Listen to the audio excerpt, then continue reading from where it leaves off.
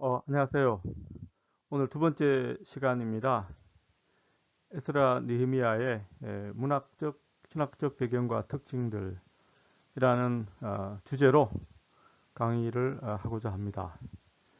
지난 시간에 주요 그 주제가 에스라 느헤미야의 어떤 역사적 배경에 대해서 저희들이 페르시아 시대를 중심으로 한번 살펴보았습니다.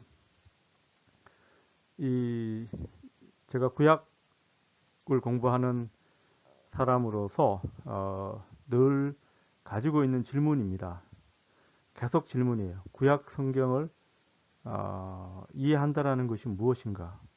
구약 성경을 공부한다라는 것은 뭘 공부한다는 것인가? 그 근본적인 질문에 대한 어떤 나름대로의 어떤 그 생각입니다. 과연 구약 성경을 이해한다는 것이 무엇인가에 대한 생각을 하지 않을 수가 없습니다. 그래서 제가 지난 시간에 잠깐 말씀드렸었어요. 문학적, 역사적, 문학적, 그 다음에 신학적. 역사와 문학과 신학이라는 이 세 가지의 주제들이 서로 맞물려 있다는 것이죠. 구약 성경을 이해한다고 했을 때 우리는 그 성경이 가지고 있는 본문의 역사적 문제, 문학적인 문제, 그 다음에 신학적인 문제, 역사와 문학이 합하여 신학적 메시지를 전달하고자 하고자 하는 목적으로 모든 구약 성경의 어떤 그 어, 작품의 사실은 그런 부분을 살펴봐야 한다는 것이죠. 에스라서도 마찬가지입니다. 기본적으로는 역사성과 역사적 배경, 그 다음에 문학적 배경, 신학적 배경, 이 세 가지 측면을 살펴봐야 하는데 오늘은 두 번째 시간으로 문학적 배경에 대해서 한번 먼저 살펴보고 그 다음에 신학적 배경까지 같이 한번 살펴보고자 합니다. 에스라 느헤미야서의 그 문학적 배경이라고 했을 때 관련된 주제들을 제가 쭉 한번 다시 정리해 봤습니다. 자, 에스라 느헤미야. 현재 우리는 이 에스라 느헤미야를 각각의 두 권의 책으로 다루죠. 그러니까 에스라 느헤미야를 두 권의 책으로 다루고 있는데 그 원래 구약 성경 그 랍비 전통, 유대교 전통에서는 이것을 한 권으로 다루었다라는 점입니다.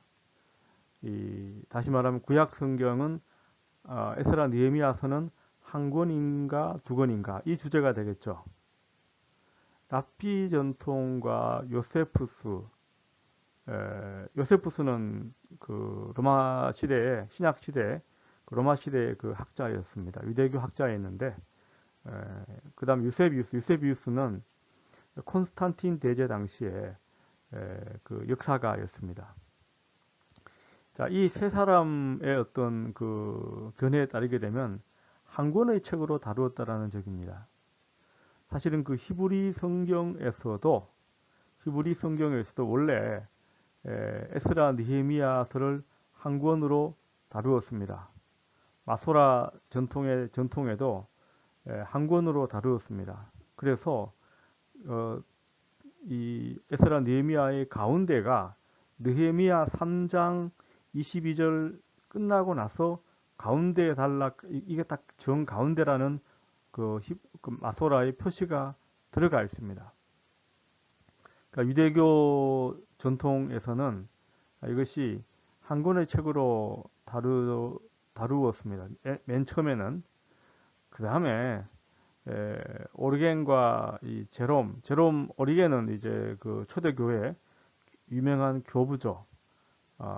이 헥사폴라라는 그 6권의 어떤 그 성경책을 이렇게 비교하면서 그 한 성서학자였습니다. 신학자였습니다. 제롬은 그 그 불가타역, 라틴어 성경으로 번역한 그 불가타역을 번역한 사람이죠. 그래서 그 불가타역이 중세 가톨릭 교회 천년에 사실은 그 성경의 공식적인 성경책으로 사용되었습니다. 자, 그래서 이 오리겐과 제롬 이후에 에스라 느헤미야는 두 권의 책으로 또 다루어져 왔습니다. 그러니까 이 한 권인가 두 권인가, 자, 이 개념에서 놓고 보면 그 에스라 느헤미야와 또 관계되는 개념은 이 역대기서하고 에스라 느헤미야와의 관계입니다. 역대기와 에스라 느헤미야의 관계, 다시 말하면은 그 역대기 역사서라고 되어 있는데, 이 역대기 역사서라는 부분 자체가 역대기와 에스라 느헤미야 세 권의 책을 하나의 어떤 역사적 관점으로, 그러니까 역대기를 기록한 역사가의 관점이 계속 그 이어진다라는 면에서 역대기와 에스라 느헤미야를 한 권의 역사책으로 볼 수 있다라는 그 견해가 됩니다. 신학적 견해가 됩니다. 그러나 1968년 그 사라 야펫이라는 학자가 제기한 이후에 그건 아니다. 역대기와 에스라 느헤미야는 다른 책이다. 다른 종류의 신학적 메시지를 담고 있고 다른 역대기 역사서에서 분리시켜야 한다라는 주장을 하게 됩니다. 자, 그 관점에서 놓고 본다면 저 개인적인 생각은 역대기와 에스라 느헤미야는 분리될 수 있다. 한 권의 책이라, 한 권의 어떤 그 동일한 역사적 관점을 가진 책이라기보다는 서로 관점이 틀리다라고 볼 수 있다라는 데 동의하고 있습니다. 그런 주제도 굉장히 중요한 어떤 신학적 주제로 다루어질 수 있습니다. 그러면 에스라와 느헤미야는 한 권의 책인가 두 권의 책인가? 저 개인적인 생각은 에스라 느헤미야는 한 권의 책이다 라고 이제 생각을 하고 있습니다. 거기에 대한 논란은 계속 아마 많은 뒤에서 또 다루어질 기회가 있을 것입니다. 자, 두 번째 주제는 저자는 누구인가라는 겁니다. 에스라 느헤미야의 저자는 누구인가? 누가 썼는가라는 거죠. 사실 이 질문은 책의 저자가 누구인가? 이 질문은 뭐 오늘날 우리에게 있어서는 굉장히 중요하죠. 책의 저자 자체가 저자를 알아야지 사실은 우리가 그 분석하고 또 저자의 생각 이런 부분들을 이해할 수 있다는 측면에서 저자라고 하면 그 역사적 그 시대의 한 공간과 어떤 시간과 공간에 매이게 되죠. 그러나 이 저자의 문제에 대해서 우리는 구약 성경 39권 어떤 종류의 어떤 책도 우리가 저자를 확실하게 알 수 있는 부분은 없습니다. 자, 이것은 원래 그 고대 근동 전통에는 작품의 저자를 명기하지 않았습니다.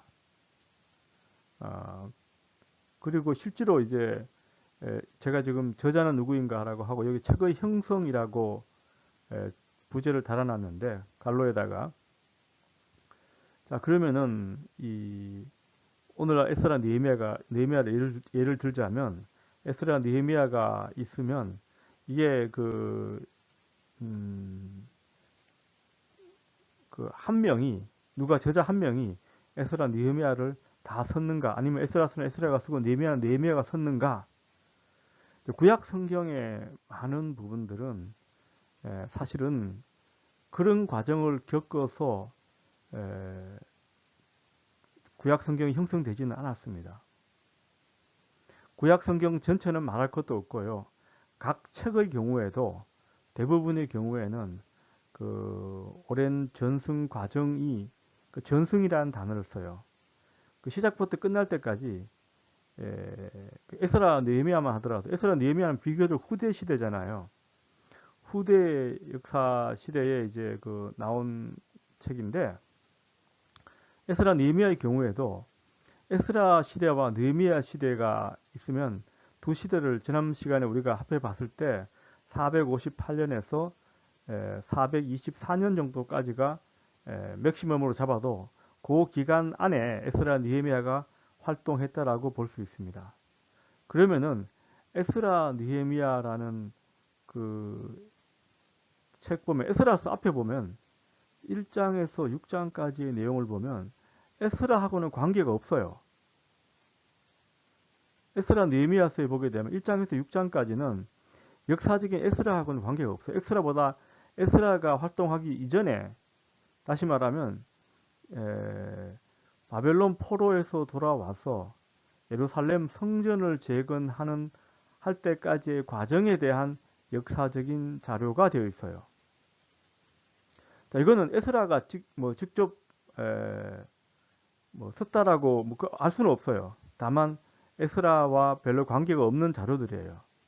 자, 이 자료들은 에스라 느헤미야가 활동했던 그 시대에 에스라에 대한 기록, 느헤미야에 대한 기록, 그 다음에 앞에 1장에서 6장까지의 기록, 이런 것들이 누군가 뒤에 편집자가 편집을 했다라는 의미가 되겠죠. 그렇지 않고서는 1장에서 6장까지의 내용이 갑자기 거기에 들어가 있을 이유가 별로 없어요. 자, 그러므로 이 편집자가 최종적으로 누구냐? 자, 이런 부분에 있어서는 이 역대기 기자라고 하는 누군지는 몰라. 일종의 편집자겠죠. 이 사람의 어떤 그 최종적인 편집에 있어서 에스라 느헤미야를 역대기와 같이 묶어서 하나의 어떤 역사적 관점을 띌 수 있도록 편집의 과정을 거쳤다라고까지는 볼 수 있을지 모르겠어요. 다만 구약 성경의 형성이라는 주제 자체는 오늘날 우리가 가지고 있는 최종 형태, 창세기부터 말라기까지 그 형태 자체, 우리가 가지고 있는 것은 그 최종 형태밖에 없어요.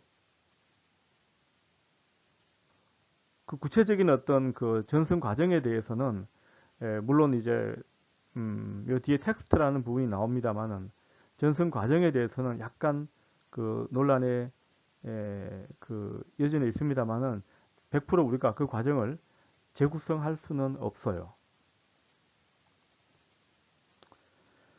자, 이 부분도 마찬가지로 이 문학적 배경 가운데 하나가 이 에스라 느헤미야서를 쓴 저자의 문제, 그 다음에 텍스트가 어떻게 발전되어서 현재 우리가 가지고 있는 최종 형태로까지 이루어져 형태로까지 이어져 왔는가에 대한 그 내용들도 우리가 100% 알 수는 없습니다.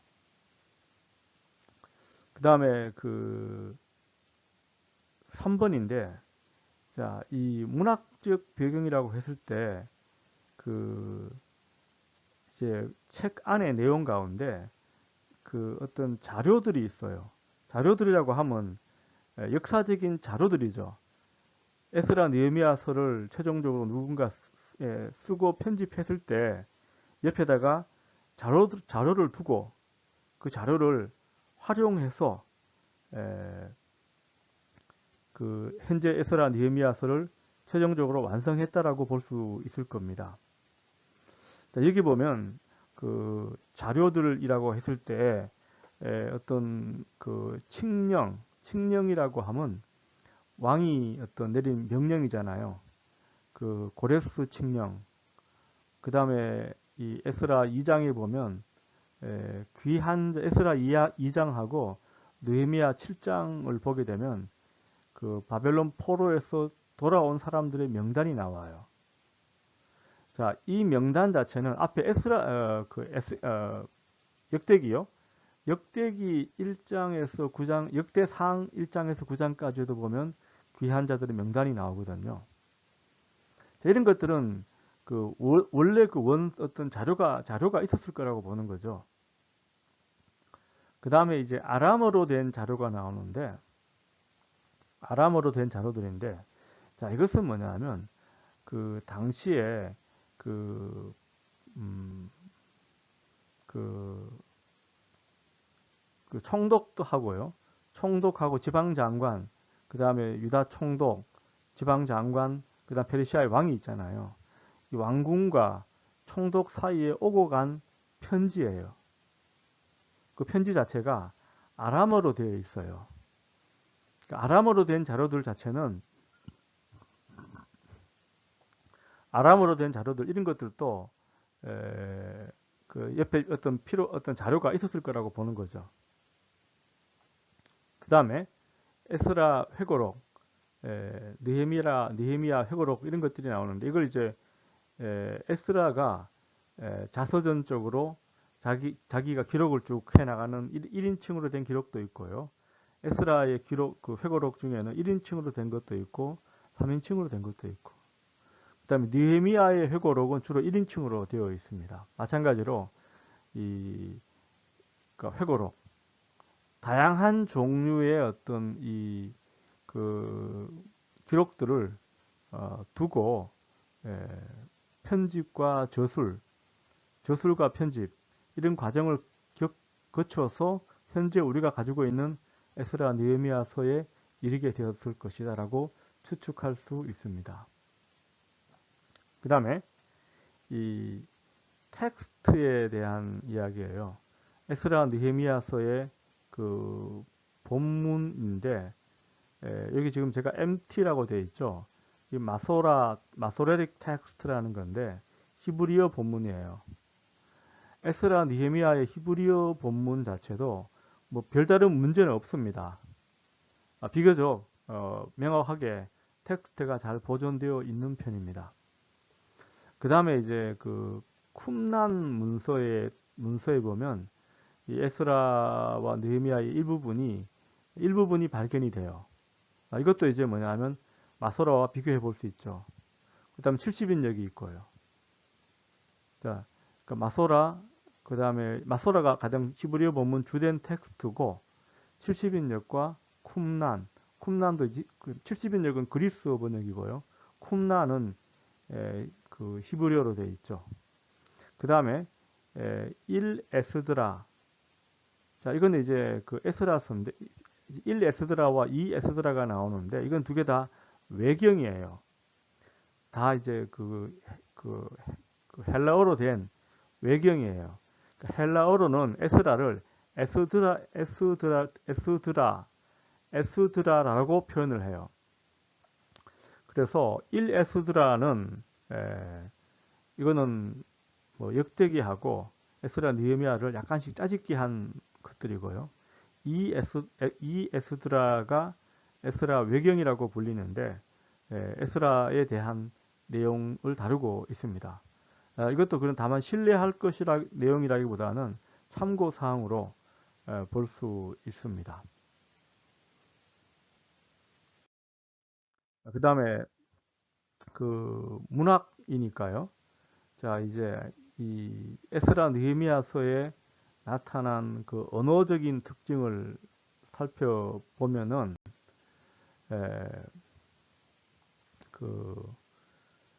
히브리어로 일단 기본적인 자체는 히브리어로 되어 있잖아요.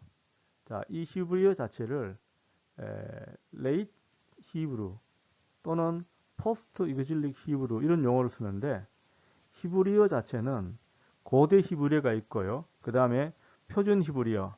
고대 히브리어라고 하면 다윗이 이스라엘을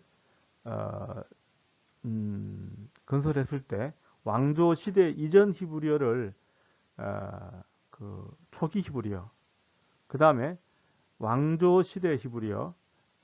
다시 말하면 다윗과 솔로몬 시대부터 586년에 멸망할 때까지의 어떤 그 히브리어를 그때까지 히브리어를 그 표준 히브리어라고 불러요. 그 다음에 포로 이후부터 그 이후 시대를 후기 또는 포스트 이그질릭 히브리 이런 용어를 써요. 당연히 언어 히브리어 자체도 약한 역사가 오래되지 않았습니까? 그러므로 약간의 그 변천이 있어요. 변천이 있어서 에스라 느헤미야는 당연히 그 후대에 쓰여졌기 때문에 당연히 그 시대의 포스트 그질릭 히브리의 특징을 보여주고 있습니다.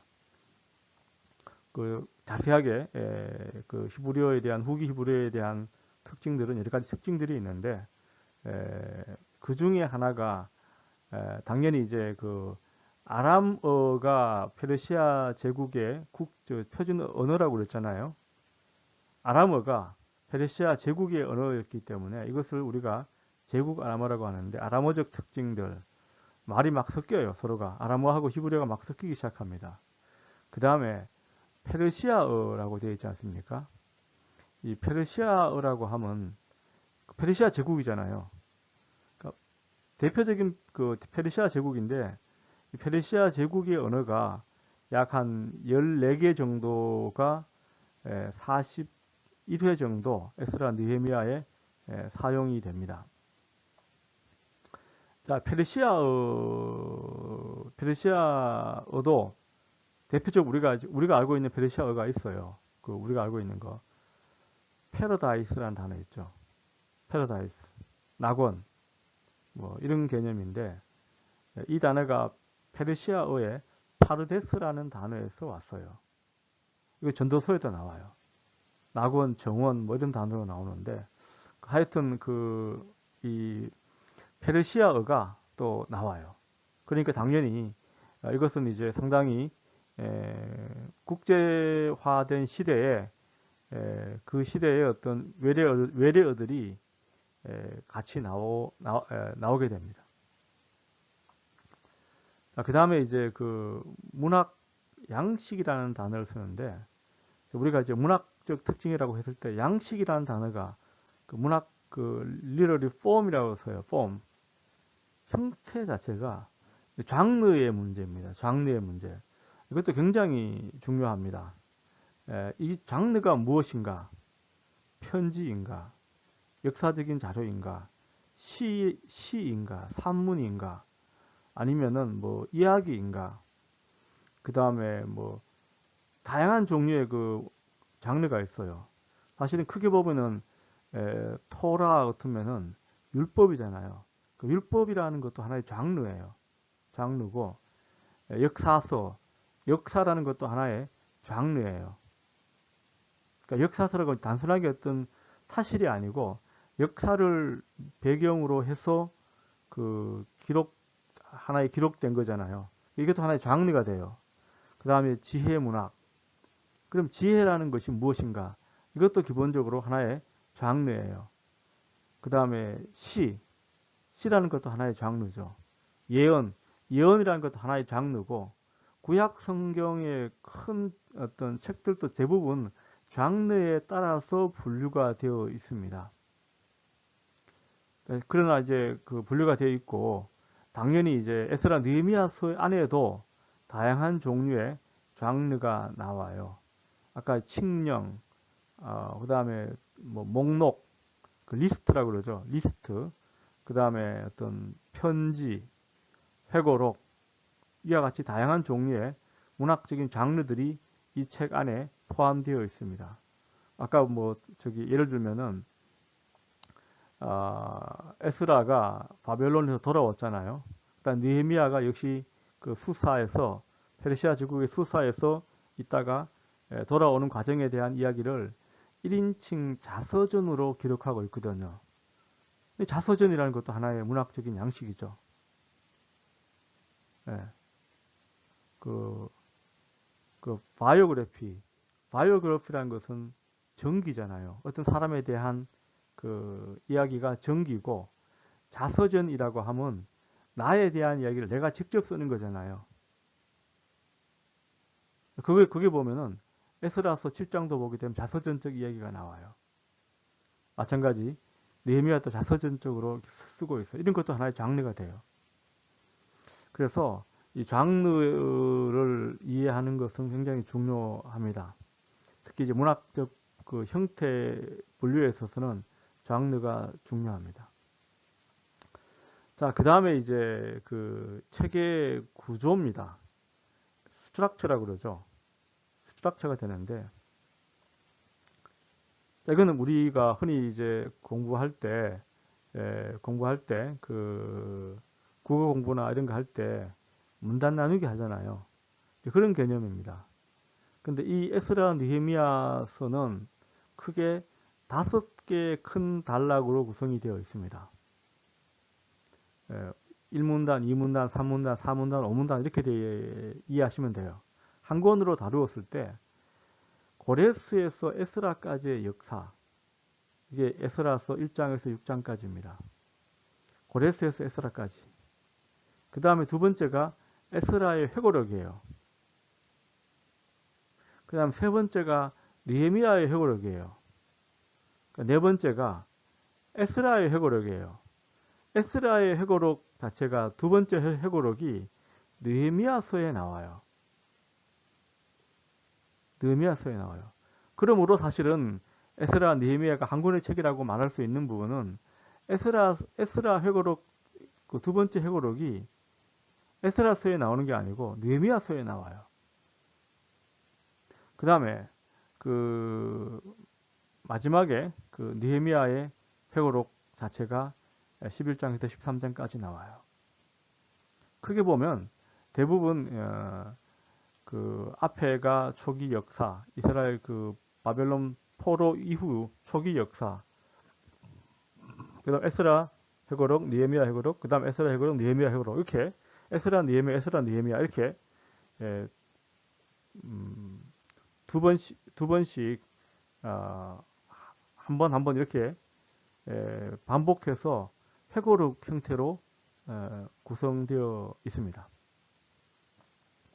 자, 여기까지가 에스라서에 대한 어떤 전반적인 문학적 배경에 대한 전반적인 내용들입니다. 자, 그 다음에 이 신학적 배경입니다.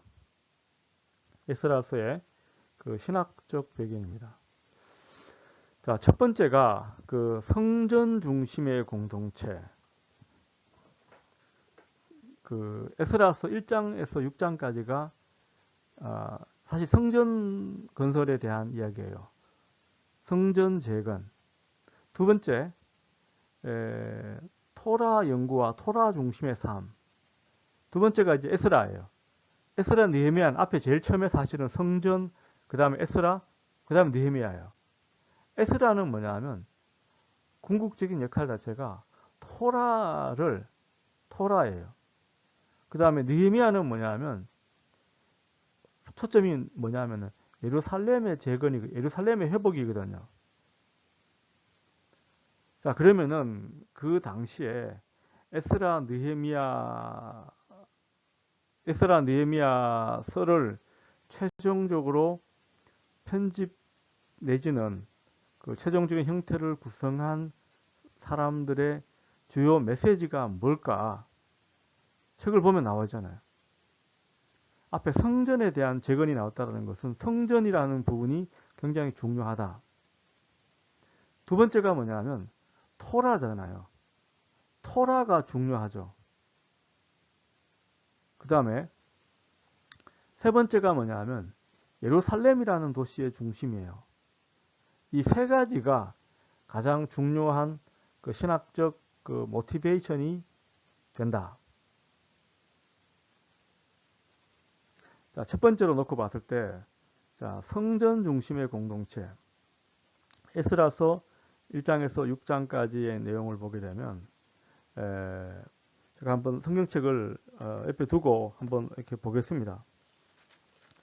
에스라서 1장에서 보게 되면, 그 1장의 그 에스라서 1장을 보게 되면 성경책 한번 같이 펴놓고 한번 보시겠습니까? 고레스 칙령이 쭉 나오잖아요. 근데 고레스 칙령의 핵심이 뭐냐면 1장 2절에 유다 예루살렘에서 성전을 건축하라. 이스라엘 하나님은 참 신이라. 너희 중에 그의 백성된 자는 올라가서 이스라엘의 하나님 여호와의 성전을 건축하라. 그 다음에 이 1장 4절에 그 쭉 나오고요. 그 다음에 1장 그 5절과 6절에 보시면 성전을 건축하고자 하는 자가 다 일어나니 그 사면 사람들이 은것과 금과 금 물품들과 짐승과 보물로 돋고 그 외에 예물도 기쁘게 드렸더라. 1장 7절에 고레스 왕이 여호와의 성전 그릇을 꺼내니 그 옛날에 느부갓네살이 예루살렘에서 옮겨다가 자기 신들의 신당에 옮겨두었던 것이라. 바사왕 고레스가 창고지기 미드르닷에게 명령하여 그 그릇을 꺼내어 세어서 유다 총독 세스바살에게 넘겨주니 그 수는 금 접시가 30개요 은 접시가 1000개요 칼이 29개 쭉 나와 있지 않습니까? 자, 이 이야기의 초점이 뭐냐면 그 1성전 당시에 예루살렘 성전이 솔로몬 성전이 멸망했을 때 바벨론의 그 느부갓네살이 와서 쳐들어와서 성전을 완전히 박살내고 그 안에 있었던 모든 성전의 중요한 보물들 있죠. 제기, 제사 지내기 위한 모든 용도 이런 것들을 다 가지고 갔다라는 거죠. 다 빼앗아 갔어요. 다 빼앗아 갔어요. 자, 그러다 보니까 이 에스라 1장에서 보게 되면 그 잡혀 다시 말 빼앗겼던 성전의 그 제기 제물 그 제사 용기들이죠. 제사 용품들이 다시 돌아온다라는 것이죠. 성전 기물이 돌아왔다라는 것이죠. 성전 기물이 돌아왔다. 그건 다시 말하면은 바벨론 포로 잡혀갔던 여호와 그 이스라엘 백성들이 성전 기물과 함께 돌아왔잖아요. 그러니까 성전 기물이 돌아왔다는 말은 성전 중심 자체가 주요 초점이 되겠죠. 한 가지 제가 조금 의문이 드는 것은 원래 처음에 이 사람들이 잡혀갔다가 돌아올 때 어떤 생각을 하면서 돌아왔을까요? 성전의 재건, 이 부분이 또 당연히 있겠죠. 성전의 재건이 있어요. 그보다 더 중요했던 건 뭘까요? 국가의 재건이겠죠. 왕조의 재건이에요. 다윗 왕조의 재건이라는 그 역사적인 사명감을 동시에 가지고 왔을 거라고 봐요. 다윗 왕조의 재건도 동시에 가지고 왔을 거라고 봐요. 근데 페르시아 제국 시대에 그 돌아왔는데 어떻게 다윗 왕조를 재건할 수 있겠어요?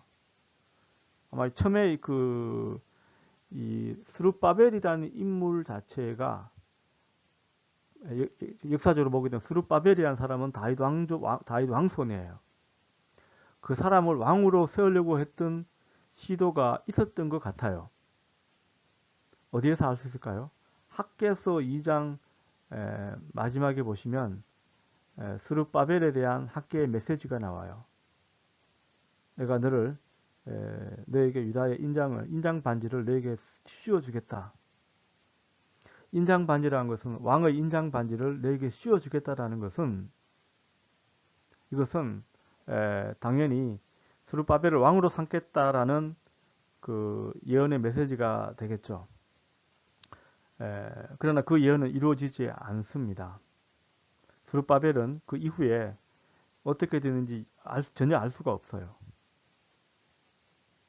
자, 그 말은, 자, 이렇게 되면, 결과적으로 다윗 왕조를 재건할 수 있는, 정치적으로 국가를 재건할 수 있는 희망 자체는 점차 사라지게 됩니다.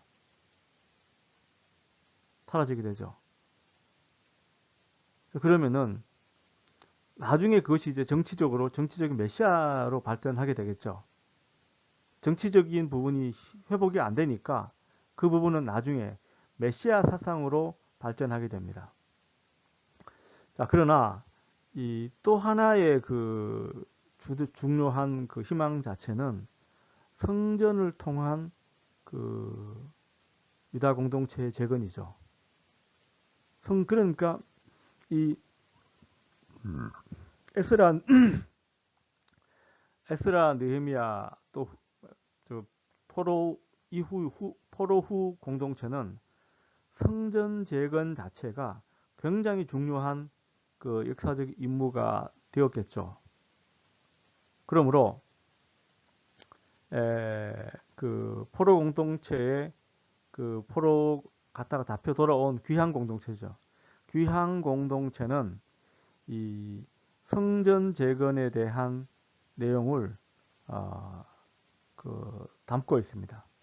그 성전 자체는 원래 고대 근동의 신학적 메시지에 따르게 되면 성전은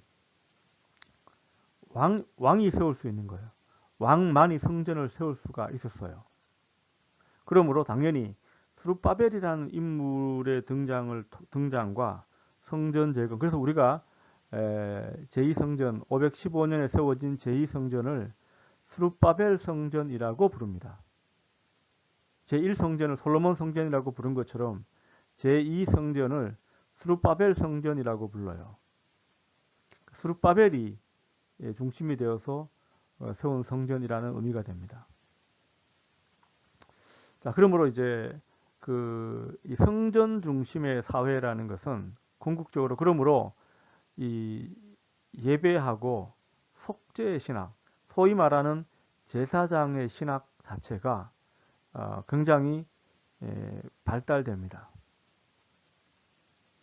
그러니까 제사장의 신학이라는 개념, 제사장이 굉장히 그 사회의 중심이 되고 유대 사회의 가장 큰 중심이 뭐냐면 유대 사회의 가장 큰 중심이 성전 공동체예요.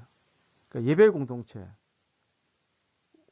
왕이 없으니까 그래 왕이 없으니까 우리는 어떻게 해야 될 것인가? 그러니까 그러니까 제사장 신학이라는 개념, 제사장이라는 건 기본적으로 성전이라는 것은 제사잖아요. 제사 지내는 거니까 제사에 대한 신학, 그 다음에 성전 중심의 어떤 이 메시지 이런 부분들이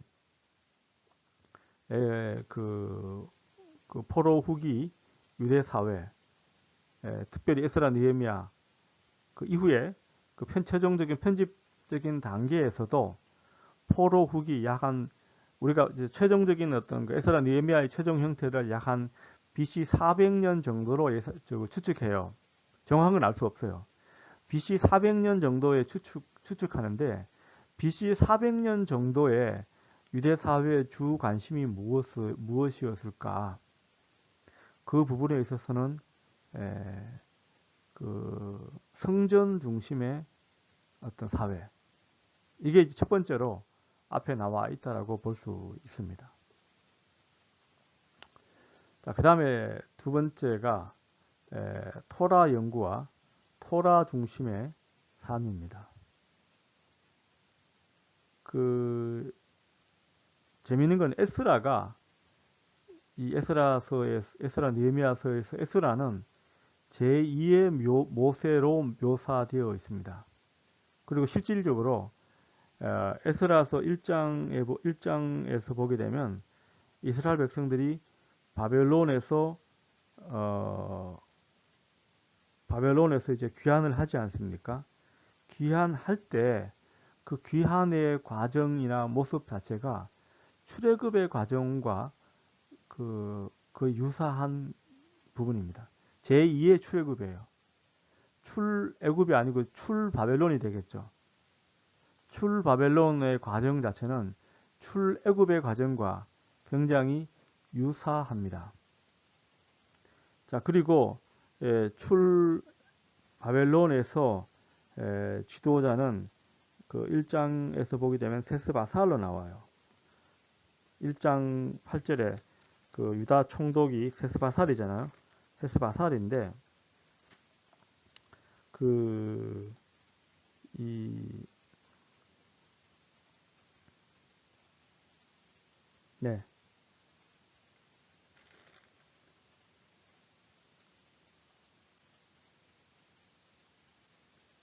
그다음에 그 4장에 보면은 이제 스룹바벨이 나오죠. 예. 이런 내용들이 나옵니다. 그러니까 성전 자체가 중요했고, 두 번째로 이제 이 7장을 보시게 되면 이때 이제 그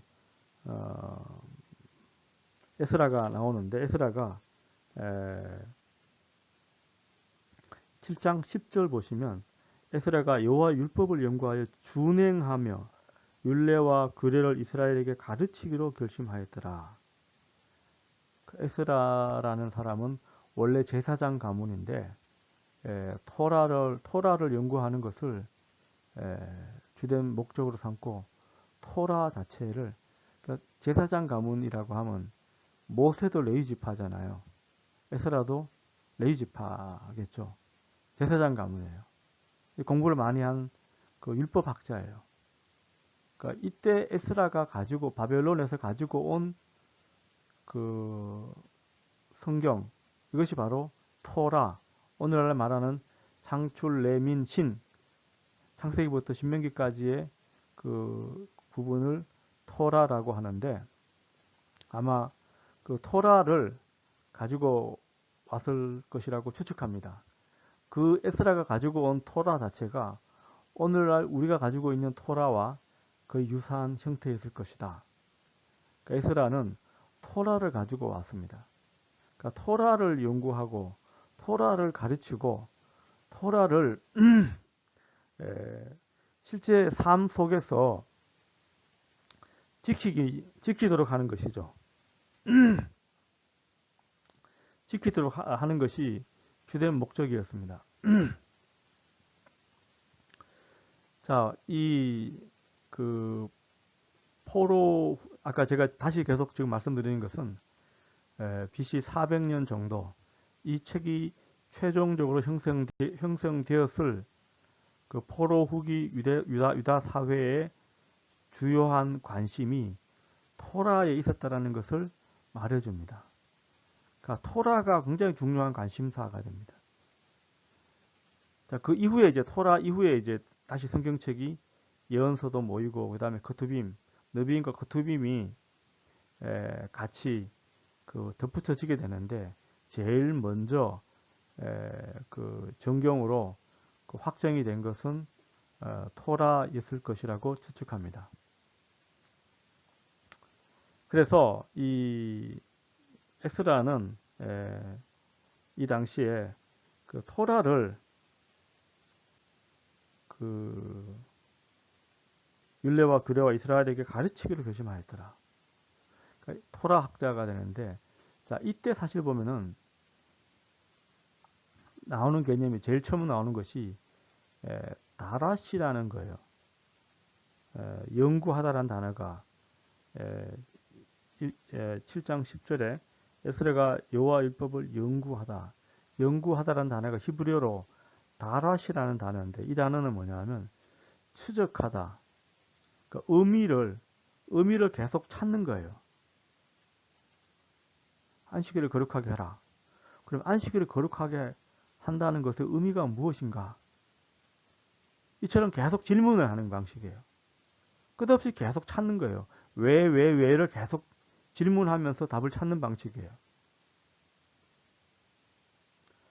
그래서 혹시 우리가 얘기하는 그 미드라시라는 단어도 마찬가지예요.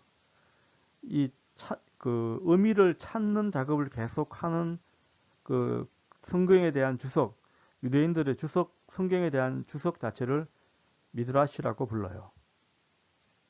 미드라시라는 말은 다라시라는 단어에서 온 건데 주석이라는 의미가 돼요. 그러니까 유대인들에게서 성경 공부를 한다라는 것은 계속 그 왜를 질문하는 거예요. 왜 그럴까? 왜 그럴까? 왜 그럴까? 이 어떤 성경 공부 방법 자체가 이미 사실은 에스라 때부터 시작되었다 라고 볼 수 있습니다. 자, 이 성경 미드라식 인터프리테이션, 이 해석에 대해서는 제가 또 나중에 기회가 되면 자세하게 한번 말씀드릴 때가 있을 겁니다. 필요하면 제가 쓴 논문 중에 유대교의 성서 해석 방법이라는 그 논문이 하나 있는데 거기 보시면 제가 자세하게 다루고 있습니다. 자, 이 토라 중심의 이 자체가 궁극적으로 뭐가 되냐면 나중에 그 유다 역사에서 이 토라 중심의 그 개념이 그 토라 중심의 개념이 이 그 바리새파 있죠. 바리새파.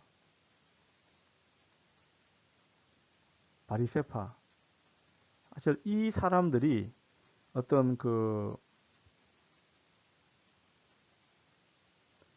바리새파라고 하는 이 그룹들이 사실은 나중에 이 토라 자체의 이 개념이에요. 토라의 윤리와 율법의 순종, 이것을 주 목적으로 하는 사람들이 아예 전문적으로 이 토라 연구만 공부하는 그룹들이 생겨나게 돼요. 이 사람들이 바리새파라는 사람들이에요. 자, 그러면은 이 에스라는 이 토라 연구의 문을 연 출발자가 되겠죠. 시작자가 됩니다. 바리새파의 어떤 그 아버지와 같은 사람이겠죠. 그런 하나의 어떤 관계를 우리가 이해할 수 있습니다. 그리고 뭐냐면 이 토라를 연구하고, 토라 연구하면 뭘 얘기합니까? 언약이죠. 어떤 언약입니까? 율법을 매개로 한 율법의 순종, 언약이라는 것은 율법을 잘 지키면 복을 받고, 율법을 잘 지키면 복을 받고, 율법을 지키지 않으면은 거기에 대한 불순종의 대가로 벌을 받게 된다. 자, 요 개념이 이제 언약의 핵심이죠. 언약의 핵심이에요. 자, 그런데 실질적으로 우리가 그 실제 삶과 역사나 이런 걸 통해서 놓고 봤을 때, 이 많은 사람들은 그 언약에 대한 그 100% 언약을 잘 믿지 못하죠. 실제로 잘 그렇게 안 되기 때문에 그렇습니다. 그러므로 어떤 그 토라에 대한 믿음보다는 세상의 어떤 그 흐름에 쉽싸여서 따라가기 쉽습니다. 그러니까 토라는 토라고 실제 삶은 삶이고 토라 삶과의 거리가 굉장히 분리가 되는 거죠. 자, 그러니까 이제 뭐냐면 토라 중심의 삶과 실제 삶 자체가 분리되는 현상이 발생하겠죠.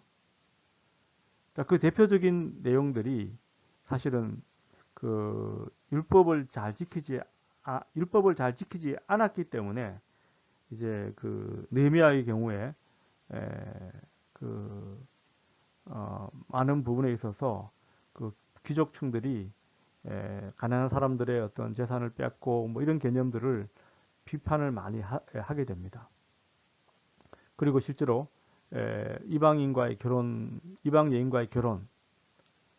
실질적으로 그 당시에 그 많은 권력자들과의 어떤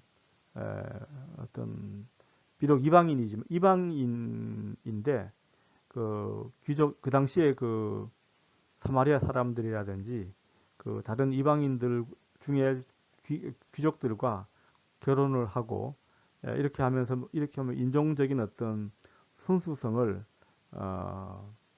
그 해쳤다라는 비판을 많이 받죠. 그 다음에 세 번째로 이제 느헤미야에 대한 이야기예요. 그 느헤미야에 대한 이야기인데 느헤미야는 궁극적으로 예루살렘 성이 황폐하고 불에 탔기 때문에 느헤미야가 너무 마음이 아파 있는데 그 왕한테 그 이제 느헤미야의 직업은 페르시아의 그 술잔 드는 자였죠. 왕의 곁에서 술잔 드는 자였는데 느헤미야가 마음이 너무 아파서 얼굴이 수심이 가득하니까 왕이 네, 왜 그런지 물어봅니다. 느헤미야가 이 얘기를 하니까 그러면은 총독으로 너가 가서 그 일을 하라고 하죠. 그 느헤미야가 와서 예루살렘 그 성을 52일 만에 예루살렘 성을 다 쌓아요.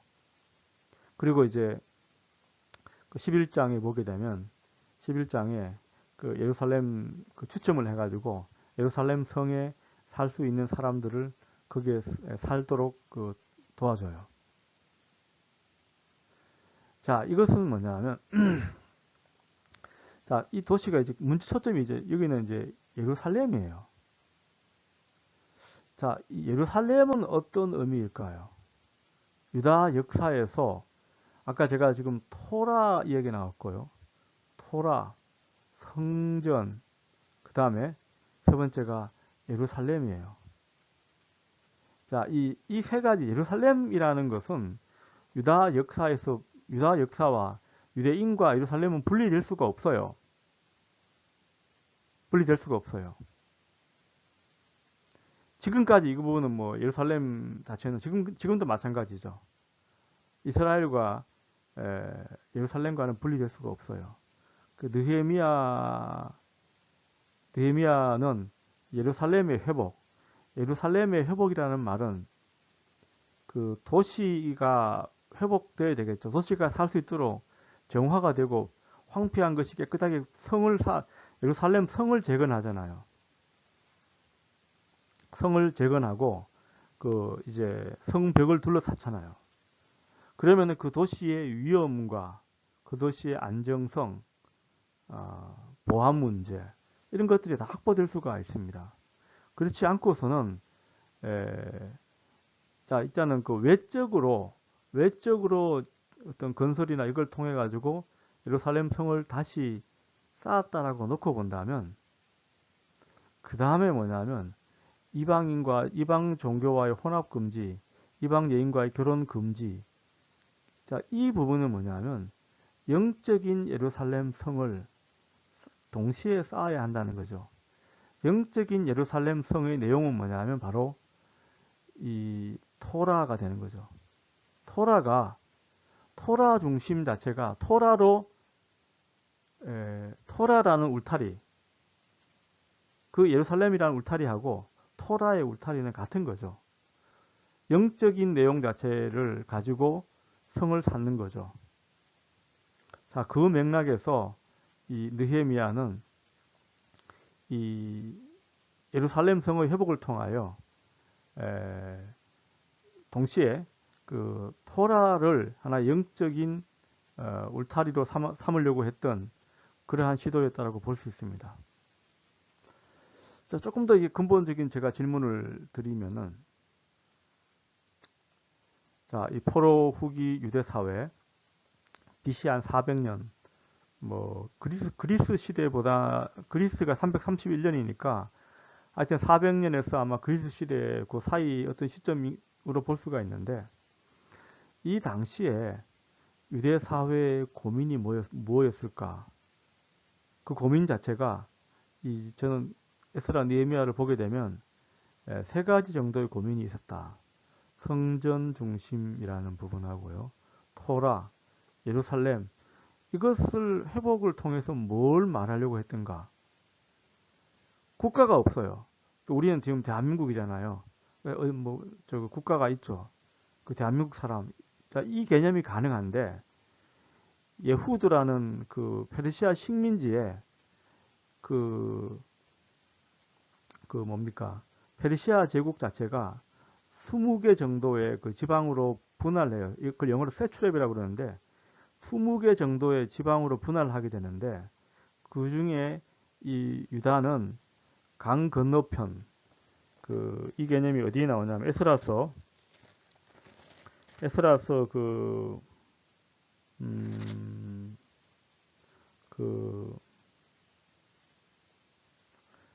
강 건너편이라는 그 아바르 나하르라고 하는데 그 행정구역 이름이 그거예요.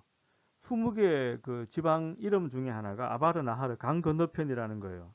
그 강 건너편에 지도자가 누구냐면 그 총독이 지방 장관이에요. 이 사람이 다뜨네라는 사람이에요. 다뜨네와 5장 3절에 에스라 5장 3절에 나와요. 다뜨네와 스달보네와 이 사람들이에요. 자, 이 사람들이 지방 장관이에요. 그 강 건너편 유프라테스 강 건너편 지역 전체를 하나의 그 지방으로 우리로 말하면 한 도 정도가 되겠죠.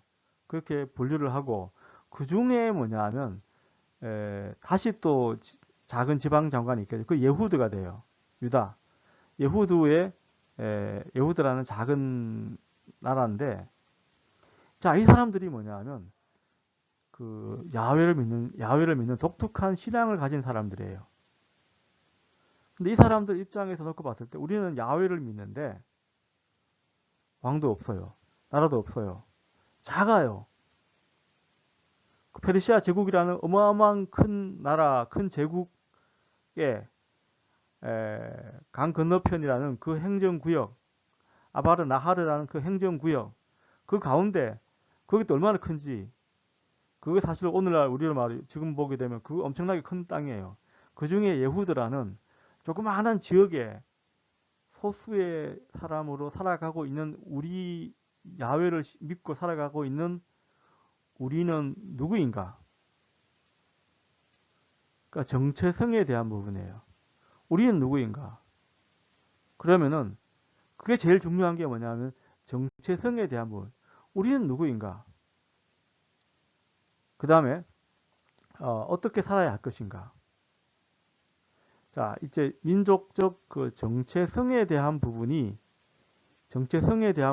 고민을 하게 되고 이 정체성은 뭐냐면 이 성전 중심의 공동체에 참여하고 토라 연구에 참여하고 예루살렘이라는 도시에 거주하고 이 세 가지를 통하여 궁극적으로 민족적인 정체성을 확보하려고 했던 거죠. 우리는 누구인가? 야훼의 자손이다. 야훼의 자손이면 성전 공동체에 참여해야 된다. 토라 연구를 해야 되고 그 다음에 이 예루살렘 중심의 그 어떤 회복 공동체 이걸 꿈꾸는 거죠. 궁극적으로 보게 되면 메시아 사상이라는 개념이 메시아 사상 발전하지 않습니까? 아직 에스라 느헤미야의 메시아적 개념은 나오지 않습니다. 메시아적 개념은 안 나오는데 예루살렘이라는 이 부분은 뭐냐면 결과적으로 메시아가 오게 될 인류 세계의 중심이 되는 곳이 바로 예루살렘이라는 것이죠. 신천지에서는 대한민국이 그 어떤 그 세상의 중심이 된다라는 주장을 하고 있는 것으로 알고 있는데 성경에 의하면 예루살렘입니다. 예루살렘이 하여튼 그 세계 중심이 되는 그 도시로서 가장 거룩한 도시가 될 것이다. 자, 이 개념이 같이 맞물려서 있습니다. 그러니까 민족적 정체성에 있어서 우리는 누구인가? 이 개념들과 같이 맞물려서 이에 대한 하나의 신학적인 해법 자체가 에스라 느헤미야의 그 당시에 활동을 통해서 그 신학적 메시지가 그 안에 담겨져 있는 거죠. 자, 어떻게 살아야 할 것인가? 이 부분이에요. 예배 공동체, 토라 연구, 이거죠. 어떻게 살아야 할 것인가? 예배와 토라 연구, 또 토라를 실질적인 삶 속에 그대로 실천하는 것. 이건 나중에 바리세파라는 그 이 그룹으로 종파로 발전하게 돼요. 자, 여기서 이제 궁극적으로 뭐냐면 유대교라는 것이 종교로서 출발하게 돼요. 종교의 출발점 자체가 바로 에스라 느헤미야가 유대교의 출발점이 되었다. 그 전에는 하나의 민족 개념이잖아요. 이스라엘 종교 이 개념인데 이스라엘이라는 개념이 사라져 버리고 이제 나라가 없어져 버려요. 그러면은 자기들의 정체성 자체는 유대인들이라는 그 정체성과 맞물려서 이것이 민족 종교로서 출발하게 되는 거죠. 민족 종교의 출발점 자체가 바로 에스라와 느헤미야가 되고 그 민족 종교의 출발선상에 있어서 핵심적인 사항들은 성전 중 토라, 예루살렘 이 세 가지가 결합되면서 유대교가 출발하게 됩니다. 자, 여기까지